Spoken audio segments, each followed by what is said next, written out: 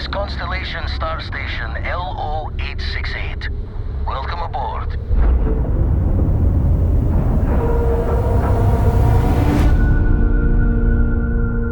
The eye is showing signs over another one of those big anomalies. Maybe you catch a smile and uncover the source of it all.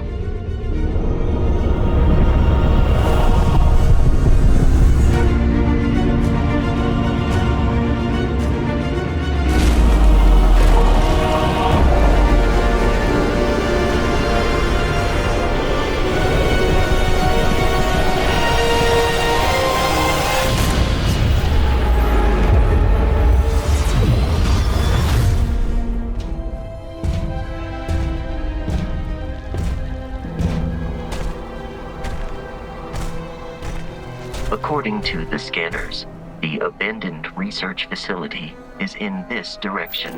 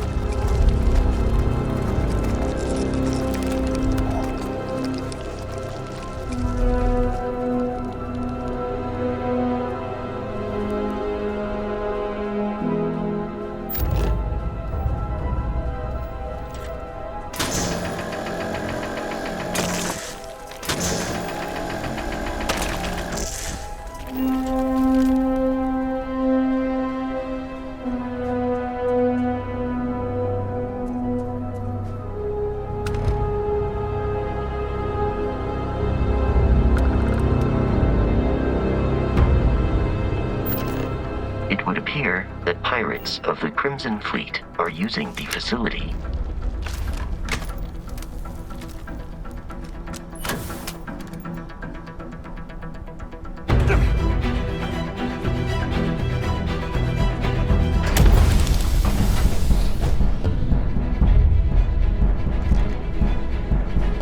Someone trying to jump our score.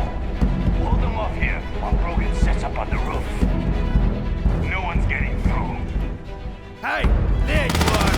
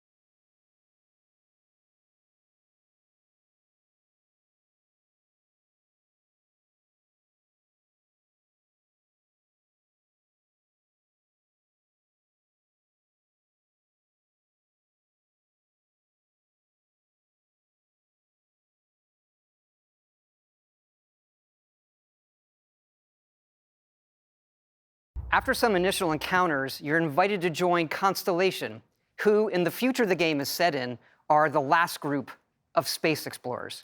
To meet them, you'll head to the capital city of New Atlantis.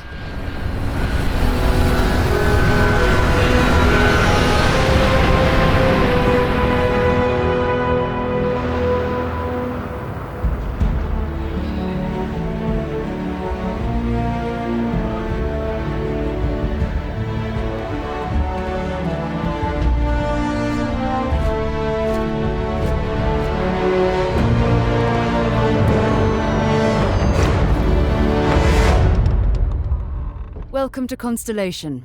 We have a lot to talk about. We're all here because we're committed to the biggest question of all. What's out there? These artifacts could be everything we've been looking for. As to what they are, what they're building,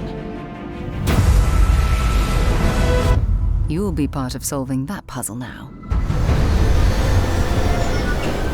So, you found something? The new guy found it. You dug up the artifact, right? That means you saw it. The visions? The artifact you found appears to be one of many, scattered across the galaxy. If we can find more, we can unlock their secrets. Beautiful, isn't it? The man who sold me this told me that it spoke to him. Of course, the settled systems is full of groups with other priorities. That's the Crimson Fleet! Everybody get ready! The fleet doesn't follow the rules. Agree to work for UCC, Steph. And together, we take down these cutthroat pirates. We're not just here to shoot the bad guys. We're peacekeepers. We protect the people of the Free Star Collective. When you sign up with the Crimson Fleet, no one quits. The only way out is death. The path ahead may be dangerous, but we are not stopping. Most Dusties don't even make it this far. Because whatever lies at the end of this road will change humanity forever.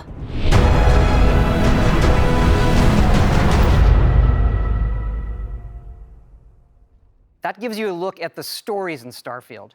But ultimately, it's not our story, it's the story you create by who you are and the choices you make. And that starts with character creation. It's our most flexible yet. You can customize all the elements of how you look.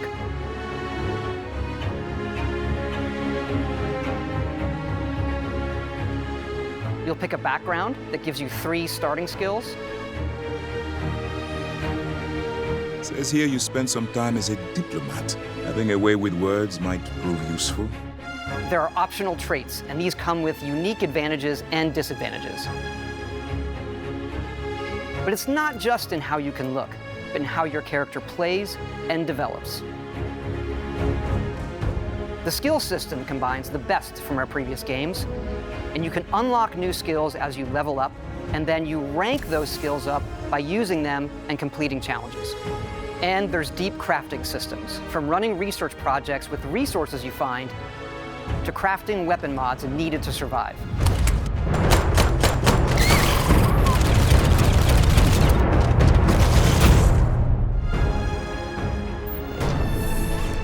And you can build your own outposts. These act as a home away from home for survival and resource generation. You can choose where and how to build each one, and you can hire characters you meet to keep it up and running. But that's not all. You can even build your own spaceships.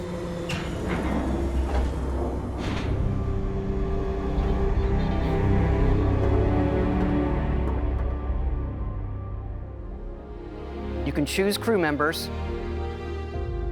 and yes, you can completely customize the look and layout. There's loads of different modules, ship manufacturers, and more. I have to say, it's so cool. We just absolutely love this.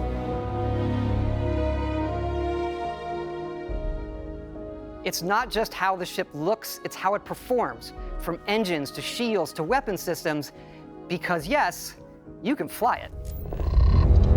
Thrusters boosted.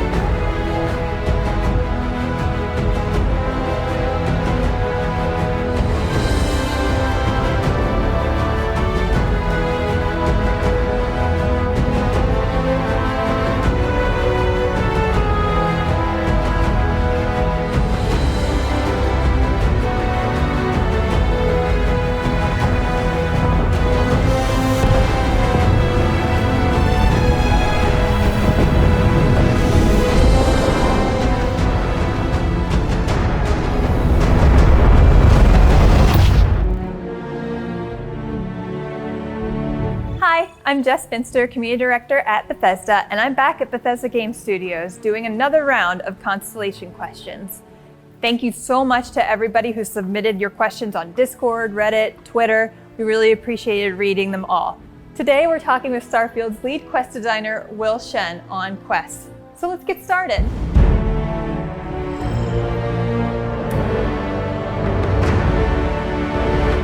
Hi, Will. Hi, Jess. Do you want to give a brief intro to yourself so they can get to know you a little bit better? Sure. I'm Will Shen. I'm the lead quest designer on Starfield, and I am also responsible for the main quest. Well, we got some of the top questions from our community that they want to know about Starfield. First question. One of the best things about the previous games were random encounters that you have in the world. For Starfield, how has the random encounter system been improved or expanded upon, if at all? So very exciting. This time around, we have entire planets that we have to populate. So we actually have new tech to take whole locations that we've built and put them on the planets. Now you could say maybe you're going to an outpost and you actually discover there's a whole group of people there with a particular problem. Whereas, before it might be just a person coming to you along the road. Now it's an actual whole location that can be put there. And maybe they have a problem like one of our members was kidnapped. They've been kidnapped by some pirates. We think they're over there. We actually are placing a whole other location with that person in it and enemies around it. So it's a dynamically placed settlement that is taking you to a dynamically placed dungeon as you're walking through the planet. So basically, at any point in time on a planet, you can just experience a random encounter anywhere. Yeah, exactly. And I think we're really only just scratching the surface of what that tech can do. We can see what looks like Earth's own solar system in the Starfield gameplay trailer. Will there be quests taking us back there and exploring how things have changed? Yeah, actually, very early on in the main quest, we take you to our solar system, which in our lore is called the Old Neighborhood. Nice. And you'll be being sent there on a mission from Constellation to discover the mysteries of the artifacts. And you'll get in contact with the question of what happened to Earth, but also you'll go to Mars, and there's actually a settlement, one of the early settlements that humanity created after they left Earth. It's called Sidonia, and that's a whole city with its own problems and people to meet. How will faction quest lines work compared to other BGS games? Can we join multiple factions and complete all of them like in Skyrim, or does joining one lock you out of certain others like in Fallout 4? Yeah, so one of the early things we decided on was making sure that the main quest actually kind of gives you a little bit of a tour of the settled systems and all of the major players there, so that we can give you a taste of what they're going to be up to. We're peacekeepers. We protect the people of the Free Star Collective. We also discussed really early on, like, okay, do we make some of the factions be in conflict with each other? And we decided, we really want to make sure that you can play through all the faction lines independently of each other. And this time around, we were like, no, we really want the stories to be a little more personal, right? You're influencing the direction of where this faction is going to go. So say the politics of the Free Star Rangers, right? What's more important? Is it justice or industry, right? Where are you going to try to nudge them in this direction or another? So you don't necessarily end up as the head of every single faction of the game. But obviously all the major characters in every faction quest line will be reflecting on your choices.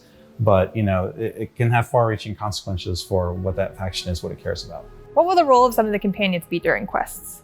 The companions along the Constellation storyline, which is the main quest, they'll have a lot of opinions and points of view about what the decisions you'll be making along the main storyline. We've also added in several times where you can ask them to speak for you.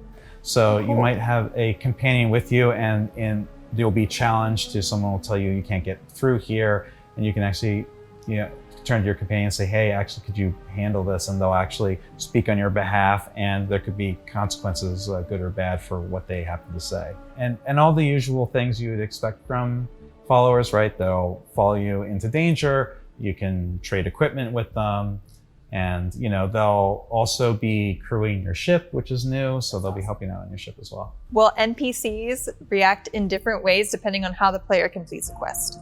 Yeah, all the quest lines have major characters, right, that they'll reflect on the decisions you're making, and they'll have opinions about whether they're good or bad, and for a few of the storylines, and including the main quest, who ends up with you at the end, right? There are some, you'll be determining the fates sometimes, whether someone lives or dies, or whether someone's still in the faction or decides to leave the faction.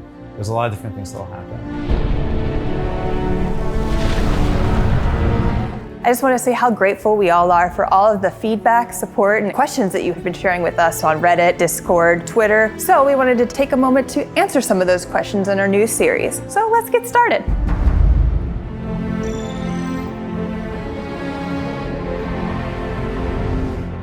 First thing that we want to know is what inspired Starfield? Oh, so many things. I think the main ones that, I'm going to go back in time here.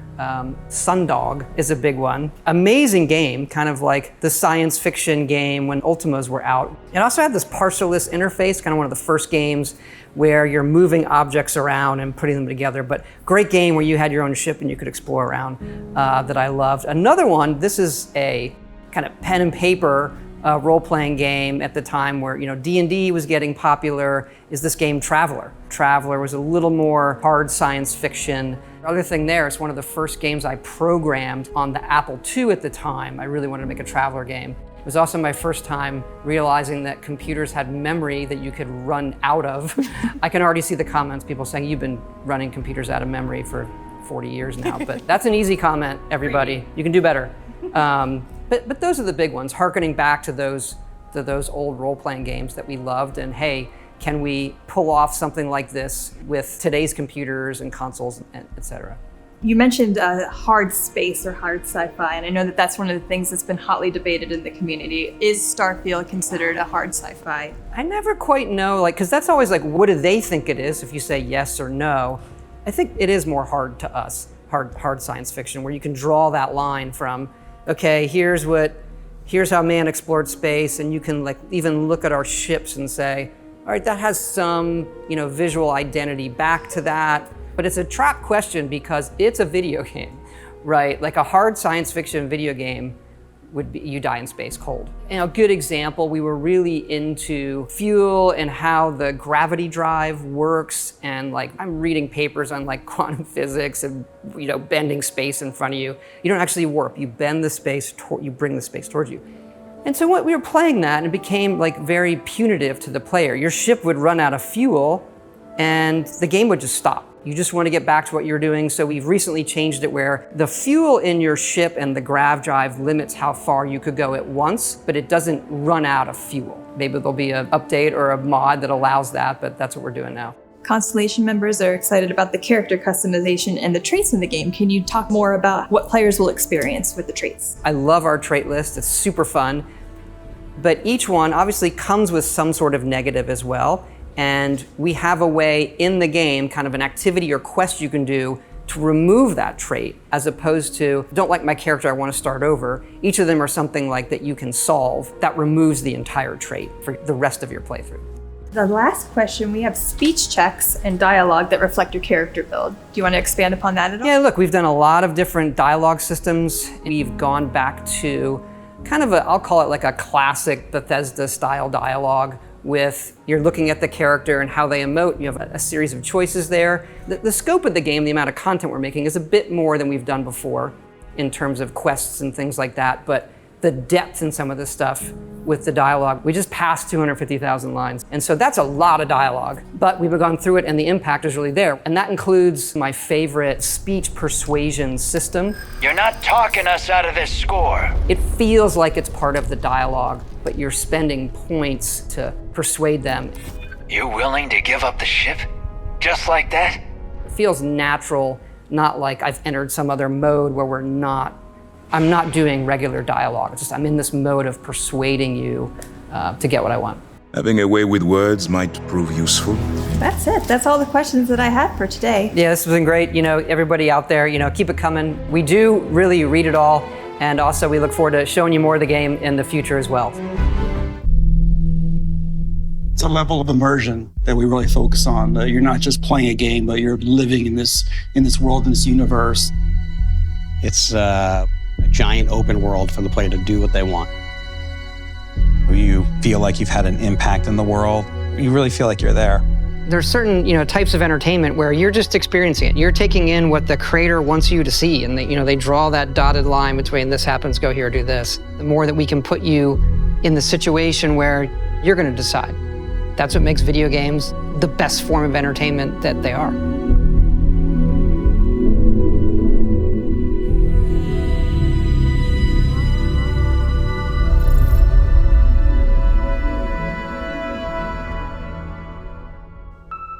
We don't just make RPGs, we make simulations, and that leads to a lot of just crazy stuff that can happen and things you don't expect. Yeah, we always have those big fights, like, what if combat breaks out right now, right? You have to handle that, right? Because it could. You can't control it. The only thing you control is that the game has to account for it somehow. We embrace the chaos, let it play out, and usually it's pretty fun.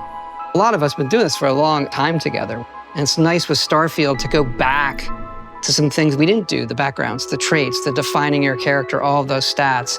And I think there's so many games now that do those things that people are ready for something that does a lot of the things that, older hardcore RPGs, some that we used to do, doing those again in a new way. We've always allowed the player to create really interesting, unique characters. This game, we've definitely severely leveled up. The tech is based on scanning of real-world models, similar to the photogrammetry we do in our landscapes. We're kind of applying the same thing to our people as well. Because it's not just the appearance of your player and all that, but we want all the personal interactions of NPCs, other characters in the game to be as impactful as possible. And for that, you have to believe these are real people. You're a real person interacting with real people. One of the big choices is which part of the game world am I going to engage in? We always make a bunch of different groups that represent some of the major factions in every game. And in this one, we've got the United Colonies that represents the future Space Republic idealized. You also have the Freestar Collective, which is the space Western fantasy, people that are out there on the frontier. We've got Ryujin Industries, which represents corporate life. I think it has one of the best starts of any of the factions. Yeah, it's a megacorp, and you get hired, right? That you would do, right? We'll play for our job. We'll see if you cut the mustard. Right. Yeah, I love approaching it that way where, okay, what makes the world feel whole? What are the groups that would make it feel whole and believable? And then how does the player interact with them?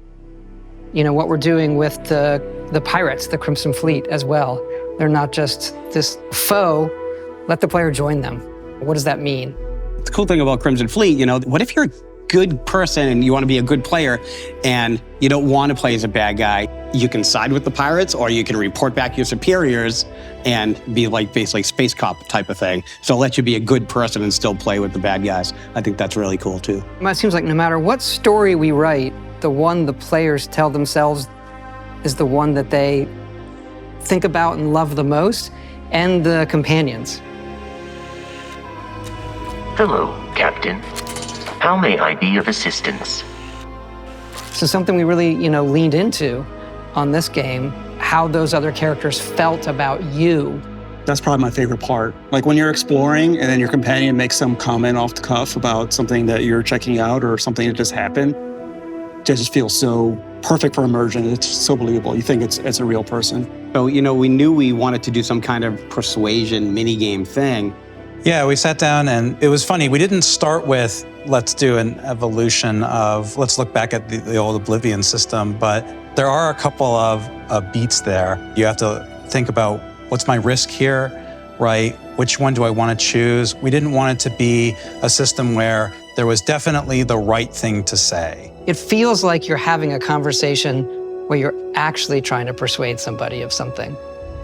So it's actually, I think it's, as far as new systems in dialogue, I think it's definitely one of the most successful ones that we've had. Yeah. I think when we knew we were making a game about space, you ask yourself certain questions, and that question is, what is out there?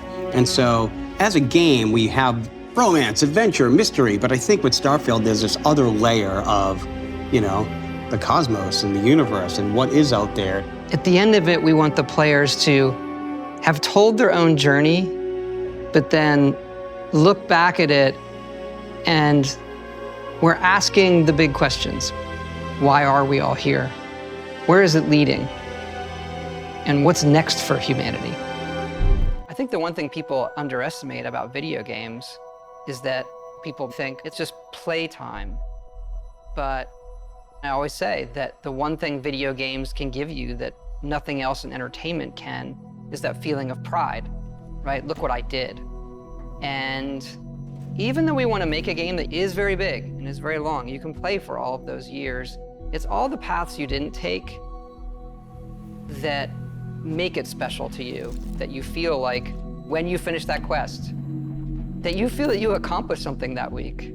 The people who love video games can always say, like, you know, what'd you do today? I saved the world.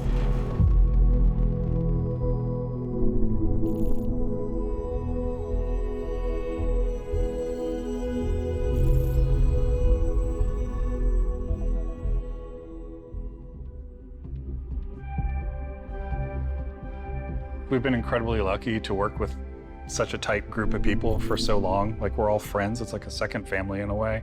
We all sort of know or get what a Bethesda game is. There's definitely this core group who's been working together for decades and knows how to make a BGS game. And then there's this, you know, new generation of game developers who are coming in and working at BGS who grew up on those games those people made. For some people, those are the games that got them to go into the industry in the first place. And what I love about that is those people come in and they love the worlds too, and they want to stay true to those worlds that they grew up on. And so we're still able to maintain what a BGS game is, but continue to evolve. I think we underestimate how long people are going to play it. You look at Skyrim, we're sitting here 10 years later, and it keeps having this life, and it changes how you want to create something. Yeah, I feel like our games sort of have two lives, right? Like, we create this game and we put everything we can possibly put into it, tell the stories we want to tell, and build this world that's sort of a setup that when we hand it off to the players, they play it, but then they take it and make it their own. They tell their own stories, and then they make their own stories with our tools.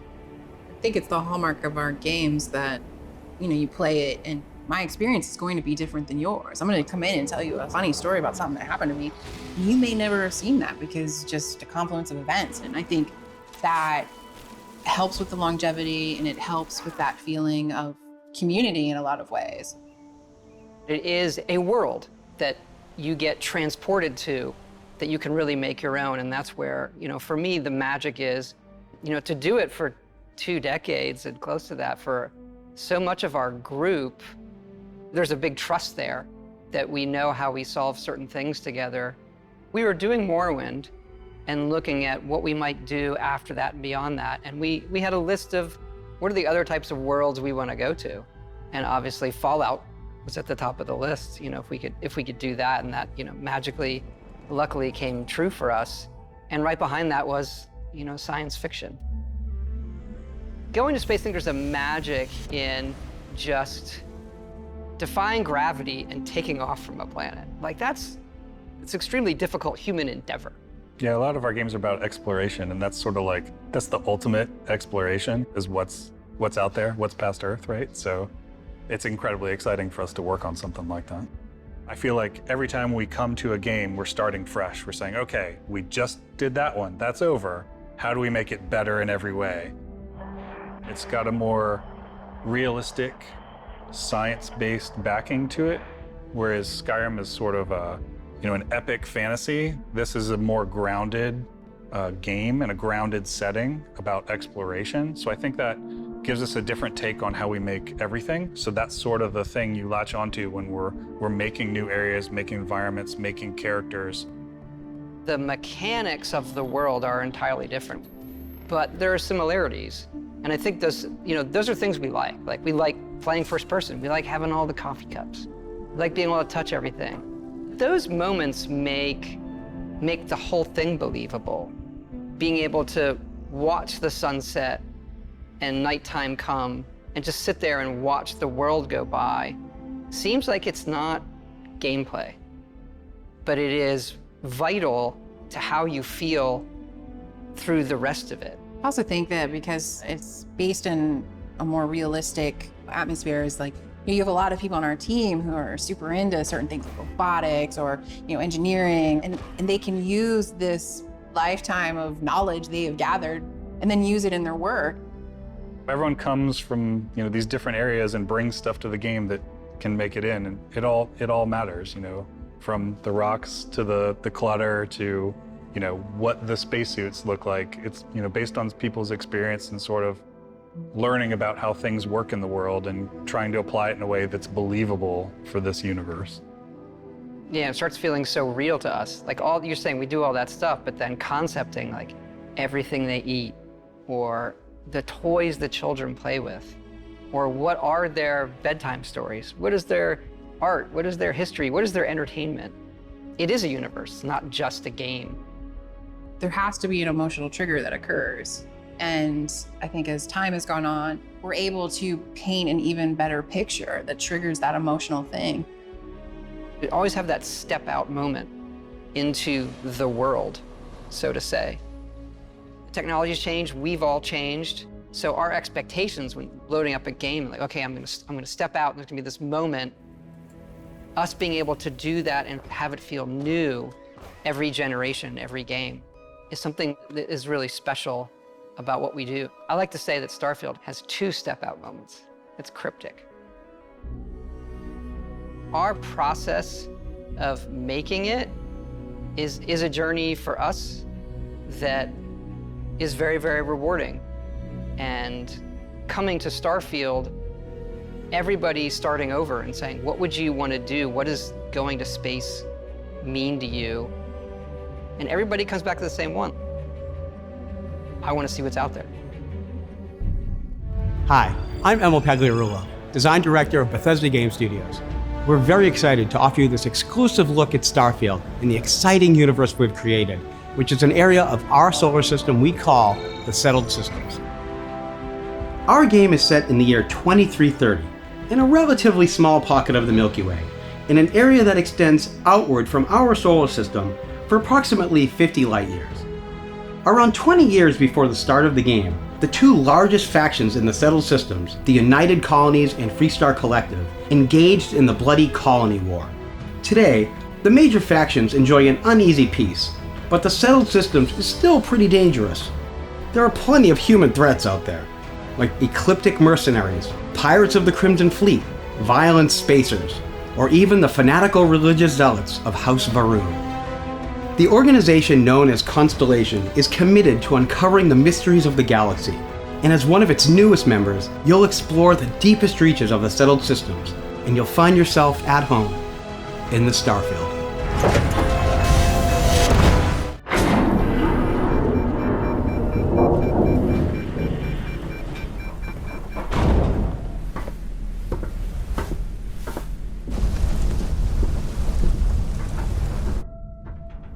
They say, the wonder is, not that the field of stars is so vast, but that we have measured it. You're part of Constellation now. Part of our family. What you've found, it's the key to unlocking everything. We reach your constellation. This is all we've been working towards. Jemison route looks good.